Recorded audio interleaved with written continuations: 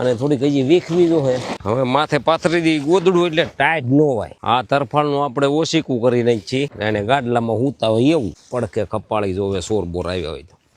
દોસ્તો આજ આખો દિવસ ઓપનર ચાલી અને અમારા અડધા ખેતરની સિંગ અમે કાઢી નાખીશું અને સિંગ કાઢી અને ખેતરના વચ્ચે 2 ટકરા કર્યા છે અને એ બંને ટકરાનું પાછું આખી રાત આપણે ધ્યાન રાખવાનું છે એટલે ધ્યાન રાખવા માટે હું અને કાકા બંને આવ્યા છીએ તો અડધી રાત મારે જાગવાનું છે અડધી રાત કાકાને જાગવાનું છે મારી પથારી અહીંયા નીચે ખાટલા ઉપર છે અને કાકાએ એની પથારી કરી છે અહીંયા સિંગના ટકરા ઉપર અમે કાકો દીકરો આ ટકરા ઉપર બેઠા વાતો કરતા હતા તો આડોશી પાડોશી ખેડૂત બધા આયા વાતો કરવા હતા આ ભાઈ એના કપાસનું ધ્યાન રાખવા આવ્યા છે આ ભાઈ અમારા બાજુનો ખેતરથી છે એની ઊભી સિંગ છે એનું ધ્યાન રાખવા આવે રોજ ખાઈ ન જાય અને અમે કાકો દીકરો એટલે ધ્યાન રાખવા આવ્યો કે આ અમારી સિંગ કોઈ લઈ ન જાય એટલે દોસ્તો સવારના 6 વાગ્યા છે સૂરજને ઉગવાની થોડીક હજુ વાર છે હરે રામ રામ જય દ્વારકાધીશ